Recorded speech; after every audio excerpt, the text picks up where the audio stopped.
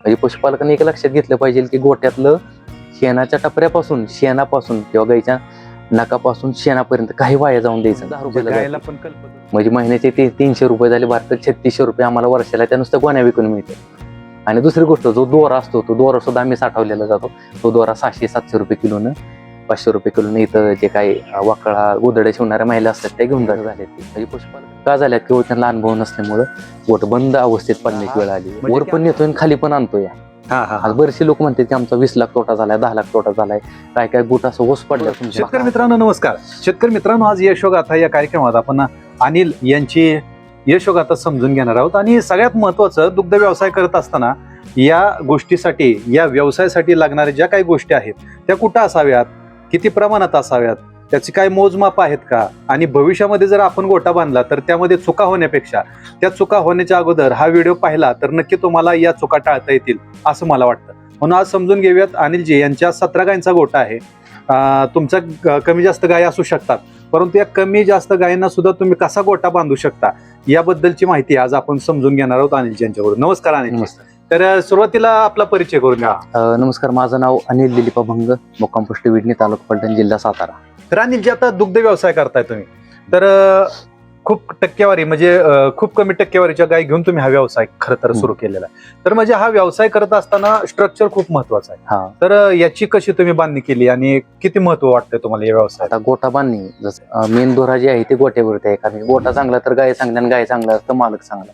सगळ्यात महत्वाचं, शेतकऱ्यांनी गोटा असा बांधायचा की त्याला सूट होईल असा, किंवा त्या गायींना सूट होईल असा, ऊन वारा पाऊस ह्या गोष्टीतून गायींचं संरक्षण झालं पाहिजे असा गोटा बांधायचा. आणि गोट्याची हवा पूर्ण खिळती राहिली पाहिजे. जास्तीत जास्त मिडियम मध्ये, अगदी जास्त पण नाही, 20-30 फूट, काय काय गोट्याला 30-30 फूट हाईट असते, 20-20 फूट असते. गोटा असा बांधायचा की ती चारी कोपऱ्यात हवा लागली पाहिजे, ऊन आलं पाहिजे, वारा लागला पाहिजे, एकदम फ्रेश वाटला पाहिजे चारी कोपऱ्यात. कारण की आपल्याला फ्रेश वाटलं, व्यवस्थित वाटलं तर त्या गायींना व्यवस्थित वाटत असतं. म्हणजे प्रत्येक पशुपालकांना, नवीन पशुपालकांना अगदी 10-5 गोट फिरून बघून त्यातलं कुठल्या चुका टाळायच्या, कुठल्या घ्यायच्या, किंवा त्यात काय बदल करायचा हे ठरवायचं. आमचा सुरुवातीला गोटा बांधताना कमीत कमी डेली पानावर मी 10-20 डायग्राम काढत होतो. अगदी 1 महिना असा बांधला तर काय होईल, ऊन कसा येईल, पाऊस कसा येईल, जसं हवामान शास्त्रज्ञ करतात की ते रो दाखवतात बाणाची, इकडून वारा येते तिकडून येते, तर प्रत्येक ठिकाणी प्रत्येक पेजवर ते डायग्राम काढून करत होतो. मग शेवट हा डिझाईन फायनल केली. अख्ख्या महाराष्ट्रामध्ये हे डिझाईन कोणाकडे नाही. सगळ्यात महत्त्वाचं, आता झाल्यानंतर आता बरेचसे गोटे असे झाले की कमीत कमी श्रमात जास्तीत जास्त लवकर गायीपर्यंत कसं पोहोचल हे सगळ्यात महत्त्वाचं. या गोष्टीकडे शेतकऱ्यांना लक्ष देणं गरजेचं आहे. बरोबर. आता म्हणजे तुम्ही सांगितलं कमीत कमी श्रमात गायींपर्यंत कसं आपण पोहोचावं. सगळ्यात महत्वाचं कष्ट असते यामध्ये चारा टाकणं. तर कसं करता तुम्ही चाऱ्याचं नियोजन? आता चाऱ्याचं नियोजन, इथं कुठे मशीन आहे आपली, इथं चारा पडल्यानंतर, इथं तो चारा विभाग आहे, इथं चारा पडल्यानंतर जसं तुम्हाला म्हणलं कमीत कमी क्षमतेत किंवा कमीत कमी वेळात जसं जितक्या लवकर आपण गायींपर्यंत पोहोचल ते फायद्याचं आहे. इथं कुठे पडल्यानंतर अगदी दुसऱ्या 1 फुटानंतरच सगळ्या गायींना चारा टाकण्यास सुरुवात होती. मग कमीत कमी 80 फुटापर्यंत आहे दावणीची लांबी 80 फूट आहे. लांबी 80 फूट. बरोबर. आता या 80 फुटामध्ये किती गायी बसल्यात आपल्या? आता ह्याच्यामध्ये 20 गायी बसल्यात आपल्या पूर्ण. 20 गायी? 20 जनावर. साधारण किती अंतर असावं एका गायला? 4 फूट अंतर पुरेसं होतं. 4 कारण कसं होतं, मिल्किंग हा फ्री हाऊसिंग असल्यामुळं तिथे सकाळी 1.5-2 तास गायी राहतात आणि संध्याकाळी 1.5-2 तास, त्याच्यामुळे ते त्यात बसतात उठतात, अगदी पुरेशी जागा 4 फुटामध्ये बघता गायींचं. बरोबर. आता हे गव्हाणीचं स्ट्रक्चर कसं केलं? गव्हाणीची उंची 3 फूट आहे म्हणजे समोरची, आणि जनावरांच्या कडली साईड 2.5-3 फूट आहे. आणि मधला जो एरिया आहे तो 6 फुटाचा आहे. ही जी उंची आहे जनावरांच्या साईडची ती 1 फुटाची आहे. याला स्लोप दिलेला आहे. ही उंची 3 फूट ठेवण्याचं कारण असं की ते शेवटी जनावर आहे, त्याला काय कळत नाही असं तोंडानं चारा उडवणार, हे करणार. कमीत कमी चारा वेस्टेज जाईल याची काळजी घेणं गरजेचं आहे. त्यानुसार गोटा बांधलेला आहे, गावण बांधलेली आहे. याच्या गावणी टाकल्यानंतर एकही टिपका किंवा एकही चाऱ्याचा तुकडा वेस्टेज होत नाही.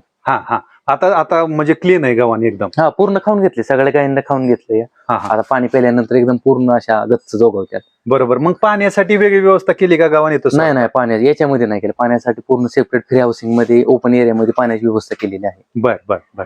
आता तुम्हाला काय वाटतंय की म्हणजे की शेतकऱ्यांनी हे स्ट्रक्चर करत असताना कोणत्या गोष्टी सगळ्यात महत्वाच्या लक्षात घेतल्या पाहिजेत? भले त्यांच्याकडे 2 गाय असो, 5 असो किंवा 10 असो. सगळ्यात महत्वाचं गायी म्हणजे स्वच्छता गोट्यामध्ये सगळ्यात महत्वाची. आणि गोटा बांधताना एकच लक्षात घेतलं पाहिजे की जसं तुम्हाला म्हणलं, ऊन वारा पाऊस गायला कमीत कमी कसा लागेल ह्या गोष्टी लक्षात घेतल्या पाहिजेत. मग गोटा तुम्ही कसा पण बांधा, फक्त कमीत कमी श्रमात किंवा कमीत कमी वेळेत आपल्याला त्या गायीपर्यंत कसं पोहोचता येईल या गोष्टी गरजेच्या आहेत. कारण की आता लोक, एक उदाहरण जर सोप्या भाषेत द्यायचं म्हणलं तर लोक म्हणतात की आमचे गाय उलाटती सारखी लागत नाही. एक 10% गोट्याची चूक मी सांगतो. धरून चाला, त्या गोट्यापासून, त्या गायीपासून जर डॉक्टर 100 फुटावरती असेल किंवा 150 फुटावरती असेल तर त्या स्ट्रॉ घेऊन, ते जे काही कांडी घेऊन गायीपर्यंत येण्यासाठी जो वेळ लागतो त्या वेळात पण काही ते स्पर्म मरू शकतात ना त्यातले.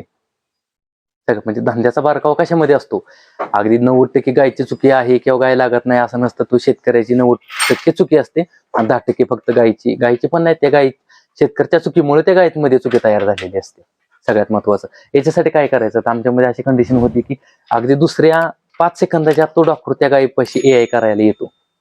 सगळ्यात महत्वाचं हे पण शेतकऱ्यांना बघितलं पाहिजे की बऱ्याच वेळा प्रश्न आम्हाला विचारते की आमच्या 10 वेळा गाय भरावली तरी लागत नाही, मिनरल मिक्सर चालू, हे चालू, ते चालू. माझं स्पष्ट सांगा, मिनरल मिक्सर चालू लागत नाही ना, ते बंद करून टाक. आणि दुसऱ्या मिनिटात दुसऱ्या गायी हिटवर आल्यानंतर, प्रॉपर कंडिशनला माझा आल्यानंतर 5 ते 6 सेकंदात कसं ते डॉक्टर त्या गायीपाशी पोहोचल याची काळजी घ्या तुम्ही. हा म्हणजे या पण गोष्टी महत्वाच्या आहेत. अहो ह्याच गोष्टी ते तुम्हाला म्हटलं, गोष्ट छोटी डोंगर एवढी. 90% 95% सगळे शेतकरी सारखा धंदा करतात. फक्त 5% आम्ही असा वेगळा करतोय की तो फायद्यापाशी आम्हाला नफ्याच्या शिखरावरती पोहोचवतोय. बरोबर, म्हणजे तुम्ही नोंद पण ठेवताय. हो, ते सगळ्यात महत्वाचा आता आपल्या नोंदीचा विषय नाही, रेकॉर्ड किपिंग तर सगळ्यात महत्वाचं आहे. जोपर्यंत शेतकऱ्याला रेकॉर्ड किपिंग ह्या शब्दाचा अर्थ कळत नाही ना, तोपर्यंत धंद्यात काहीच करू शकणार नाही. तर आणले पशुखाद्य, टाकलंय तिथं, किती चारा झाला, केवढ्याचं झालं, दूध केवढ्याचं झालं. काय तर अशी बादर आहेत की दुधाचं बिल झाल्यानंतर तशीच कपडे धुवायला टाकतात, तसंच बिल चिखलाचा गोळा झाला का धुवून बाहेर जातं. आमच्याकडे 7-7, 8-8, 10-10 वर्षापर्यंत दुधाचे बिल आहेत अवेलेबल आता. एवढा मोठा फाईलचा गट्टा झालाय. म्हणजे आपल्याला कळतंय की नाही की 10 वर्षात आपण किती दूध घातलं, काय कमावलं, काय शिल्लक ठेवलं, कोणाची घरं भरली का पुन्हा आपण स्वतः मोठं केले ते. बरोबर. आता हे पत्र लावायचं कारण काय? आज गोटा असा बांधलाय की कमीत कमी पैशात जास्तीत, जसं तुम्हाला म्हटलं, कमीत कमी खर्चात कसं जास्तीत जास्त दूध निघेल, तसं हा जर पत्रा नसता मारला तर इथं भिंत बांधावं लागली असते. भिंत बांधायला 1.5-2 लाख रुपये गेले असते. हा पत्रा फक्त 12-13 हजार रुपयामध्ये झालेला आहे. आणि 6-7 वर्ष झाले याला, 6 वर्ष तर झाले, 7वं लागलं. काहीच अडचण नाही, कुठं फुटला नाही, तुटला नाही, कुठं कलर गेला नाही, काय नाही. म्हणजे कमीत कमी पैशात फक्त स्ट्रक्चर असं बांधा की जसं ऊन, वारा, पाऊस यापासून घ्यायचं संरक्षण होईल असं. बरोबर. आता ह्याला किती खर्च आला एकदम? टोटल हा गोटा साधारण 7 लाख रुपयाच्या आसपास पैसे गेले होते या गोट्याला. 7 लाख? 7 लाख रुपये. कारण की कसं होतं, सगळं जागा वगैरे भरून, मुरुम वगैरे भरून गेलं ते सगळं. बरोबर. आता हा खर्च करणं परवडतंय का? परवडतं ना. आत्ताच्या कंडिशनला 15 लाखाचा गोटा सुद्धा बांधाय परवडते. त्या पशुपालक जर हुशार असेल, अनुभवी असेल, जिद्दी असेल, मेहनती असेल तर परवडतं ना. आज तुम्ही एखादं दुकान टाकायला 10-12 लाख गुतावताय किंवा एखाद्या सर्व्हिसला लागण्यासाठी 10-10 लाख रुपये देताय. ते जर गोट्यामध्ये गुतावलं तर कधी बी चांगलंच आहे ना. फक्त माझं म्हणणं काय, दूध धंदा करणं एवढं सोपं नाही. अनुभव असेल तरच त्या क्षेत्रात उतरा. आज अशी कंडिशन आहे, आम्ही धरून चला सायकलवरनं मोठ्या गाडीत आलोय. केवळ का आलोय, तर अनुभवानं, जिद्दीनं, चिकाटीनं, प्रामाणिकपणानं. नाहीतर सायकल बरेचसे असे की गाडीतनं सायकलवर येतात. म्हणजे धंदा हा वर पण नेतोय आणि खाली पण आणतोय. आज बरेचसे लोक म्हणतात की आमचा 20 लाख तोटा झालाय, 10 लाख तोटा झालाय. काय गोट असं ओस पडल्यात, बकास झाले कोट्यात, असे चिमण्यानं मोठे घरटे केल्यात, कुत्र्या मांजराची घरं झाल्यात. ती का झाल्यात? केवळ त्यांना अनुभव नसल्यामुळं गोट बंद अवस्थेत पडण्याची वेळ आली. म्हणजे की अनुभव असल्याशिवाय हा व्यवसाय पण सुरू करू नये, केला म्हणून मी करायचा असं नाही. तुम्हाला म्हटलं का धंदा तोट्यात जायची काय कारण आहेत की बापान म्हणायचं आता तुला सर्व्हिस नाही, ह्याचा धंदा, ह्याने ट्रॅक्टर घेतला, ह्याने गाडी घेतली, मग तुम्ही पण धंदा करा. एवढं सोपं नाही. परवडलं तर धंदा करा, अजिबात करू नका. ज्याला परवडते त्यानं चांगल्या अनुभवानं धंदा यशस्वी होतो त्याचा, व्यवस्थित केला तर. आणि नाही व्यवस्थित केला तर तोट्यात जातो. बरोबर. तर म्हणजे हा सिमेंटचाच पत्रा वापरला? सिमेंटच्या पत्रा वापरलाय. बरं. साधारण सगळा एरिया किती आहे हा? 100 फूट लांबी शेडची, 101 फूट आहे आणि 65 फूट रुंदी आहे. याच्यामध्ये 100 बाय 32 शेड आहे. तो राहिलेला एरिया तो ओपन एरियामध्ये, त्याच्यामध्ये काही ऊन वगैरे पडतं त्याच्यामध्ये सगळा. बरं. साधारण म्हणजे की आता वर काय कलर वगैरे मारलाय का काय, म्हणजे उन्हाळ्यामध्ये काय त्रास होतो का? नाही होत. सिमेंटचा पत्रा असल्यामुळे बऱ्यापैकी पत्रा कुल राहतो आणि पूर्ण हवा खेळते. प्रत्येक भागात जर तुम्ही कसं आलाय तरी पूर्ण हवा खेळते राहते. बरोबर. आणि याची दिशा कशी आहे? दिशा पूर्व पश्चिम आहे दिशा याची. म्हणजे दुग्ध व्यवसायासाठी हे अनुकूल आहे का दिशा? आता जसं तुम्हाला म्हणलं, अनुभवावरती ठरतंय. आता आमच्या अनुभवानुसार ती दिशा योग्य आहे. आता बरेचसे शास्त्रज्ञ सांगतात की, शास्त्रज्ञच म्हणूया आपण, की दक्षिण उत्तर गोटा बांधा, ऊन लागलं पाहिजे, वारा लागला पाहिजे, त्यानुसार फक्त त्या गोटा बांधताना त्या तरुण शेतकऱ्यांना, नव शेतकऱ्यांना प्रत्येक 4-5 ठिकाणचं गोट बघा, मग त्यानंतर निर्णय घ्या की गोटा कसा बांधायचा ते. मी बांधलाय म्हणून पूर्व पश्चिम पण बांधू नका, किंवा असा शास्त्रज्ञ सांगतो म्हणून दक्षिण उत्तर पण बांधू नका. मिल्किंग मशीन आहे का वापर? आहे ना, मिल्किंग मशीन आहे. आता आम्ही काय करतो, आता वडील आम्ही दोघंच असतो, सिंगल पॅकेटचं मिल्किंग मशीन आहे. 15 धारा मिल्किंगवर आहे. आमचं वडील हा मशीनवर 8 धारा काढतात, मी हाताने 7 धारा काढतो. म्हणजे अगदी एका तासात आम्ही धारा काढून दूध घालून घरी येतो. इतकं फास्ट काम चालतं. बरं रोजचं हे शेड्यूल हो, रोजचं डेली शेड्यूल. बरोबर. दैनंदिन कसं चालतं कामकाज गोठ्यातलं? दैनंदिन काम सकाळ 5 वाजल्यापासून गोठ्याला कामात सुरुवात होते. 5 वाजता आई वडील इथं झोपायला असतात. इथं आल्यानंतर इथलं सगळं शेण उचलून टाकतात. ज्या 2 गायी आत असतात त्या मारतात, त्या बाकीच्या गायीला मारतात, त्याच्यामुळे आतमध्ये असतात त्या. मी 5 वाजून 5 मिनिटांनी बरोबर इथं गोठ्यामध्ये येतो मी. बरं. इथून घर आमचं 50 मीटर आहे. आल्यानंतर सगळ्या काही पार्लरवर घेतल्यानंतर एक लक्षात घ्या, आपल्याला बघा जसं म्हणतात ना, लहान बाळ सांभाळायला लहान व्हावं लागतं, तसं गुरं सांभाळायला जनावर व्हावं लागतं, म्हणजे जनावर सांभाळायला जनावर व्हावं लागतं. अजूनही लक्षात घ्या, लहान मूल सांभाळायला जसं लहान व्हावं लागतं, तसं जनावर सांभाळायला जनावर व्हावं लागतं. हे पशुपालकांना लक्षात घ्या. तसं आता ज्यावेळेस आपण पार्लरवरती होतो त्यावेळेस ते भुका लागले, आता बघा आपल्याला सकाळ किंवा लहान बाळाला सकाळ भुका लागल्यानंतर ते रडतं, किरकिर करतं. त्यानंतर त्याला थोडंसं एखादं एक भाताचा चमचा म्हणा, काय थोडंसं फळाची साल म्हणा किंवा फळ म्हणा थोडंसं दिल्यानंतर ते शांत राहतं. याचा अर्थ त्या गायीला त्याला काय भावना नसतात, जनावराला. त्याला थोडंसं आम्ही काय करतो, मग सुरुवातीला पार्लरवरती घेतल्यानंतर गोळी टाकायची. गोळी टाकल्यानंतर त्यांचं पोट शांत होतं, त्यांना एक कळतं की मला थोडासा नाश्ता मिळालाय, आता मला दूध द्यायला काय हरकत नाही. मग पशुखाद्य टाकल्यानंतर मिल्किंग चालू होतं. मिल्किंग चालू झाल्यानंतर मग चारा टाकला जातो. टोटल सकाळ पार्लरवर घेतल्यापासून दूध घालूस्तोपर्यंतचं काम किंवा सोडूस्तोपर्यंतचं काम हे 7 वाजेपर्यंत होतं. 7, 7:15, 7:30. 7:30ला आम्ही पूर्ण काय फ्री मध्ये सोडल्या जातात. त्यानंतर सेम तशी प्रोसेस 4 वाजता काय पार्लरवरती घ्यायचे, फक्त त्यावेळेस उलटं करायचं. सुरुवातीला पशुखाद्य टाकायचं, चारा टाकायचा, तोपर्यंत 4:30 होत्यात. 5, 5:15ला 10 मिल्किंगला चालू करायचं. मिल्किंग झाल्यानंतर 6:30, 6, 6:15ला सोडून द्यायचं परत. असं दैनंदिन. दैनंदिन. बरोबर. म्हणजे आजच्या घडीला दूध व्यवसाय कसा परवडतोय तुम्हाला? हो का, दूध धंदा सगळ्यात महत्वाचा. परवडत नसता तर आम्ही केला नसता. सगळ्यात महत्वाचं, आज एवढं शिकून धंदा करतोय म्हणजे परवडल्याशिवाय करतोय. दूध धंदा परवडतोय म्हणजे केवळ अशा गायी त्या, आज ह्या गायीची किंमत 50,000 रुपये. ज्यावेळेस आम्ही खरेदी केली त्यावेळेस, आज आम्हाला आता तिसऱ्यांदा आमच्याकडे वेळी 4,500 3800 लिटर दूध देते. मग चांगले ना, आज 2 लाखाची गाई सुद्धा. म्हणजे सांगण्यात तात्पर्य काय, गाय कशी तुम्ही खरेदी करता याच्यावर डिपेंड आहे. लोकल गायी त्या अगदी 300, 250, 300, 350, 400 किलो पर्यंतच्या गायी त्या. अगदी काय गोट्यावर 600, 700 किलोची गायी असते, त्याला चारा पण तसं जातो आणि दूध पण तेवढंच निघतं. म्हणजे ओव्हर अँड ॲव्हरेज जर काढलं आपण एका व्यताचं, हो तेवढंच. धंदा बरीच लोक म्हणतात की 40 लिटर देते, पण आज कुठं त्यांचा गाजावाजा होत नाही की माझ्या गायीने 10,000 लिटर दिले आणि 7,000 लिटर दिले. सगळ्यात महत्वाचं, मग गाय किती 1000 लिटर दूध देते हे महत्वाचं आहे ना. तुम्ही कसं डिवायडेशन कसं करता गायींचं, दूध देणाऱ्या, गाभण किंवा भाकड? हो, कसं होतं, सगळ्यात महत्वाचं इथं बोर्ड लावलेले आहेत.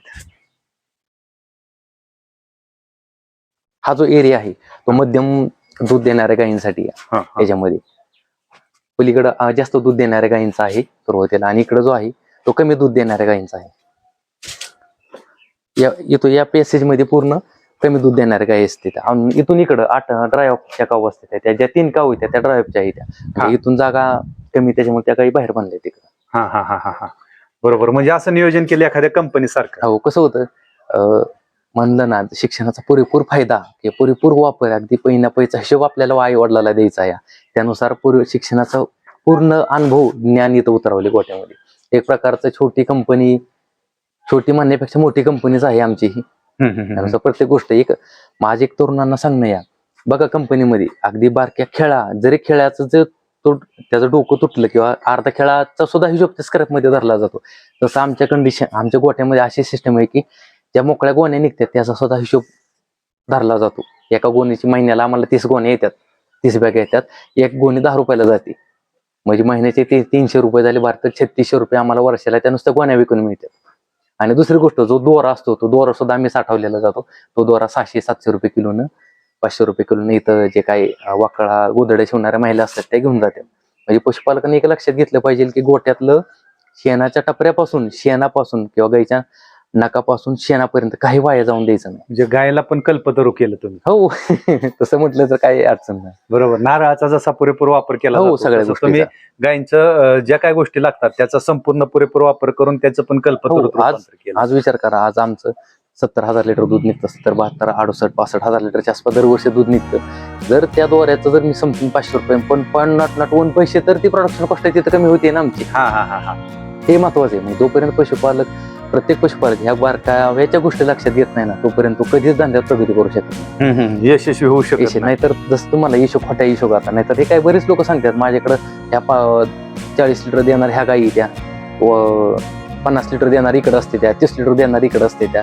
पण जर त्याला जर विचारलं उत्पादन खर्च किती, तर त्याला काय सांगता येत नाही. जसं आमच्याकडं अगदी 5 वर्षापासून जे काही अॅन्युअल बजेट झालं, जे काही आपला देशाचा अर्थसंकल्प असतो, तसा अर्थसंकल्प छोट्या वही रूपात लिहिण्याचा प्रयत्न आम्ही थोडासा केलेला आहे.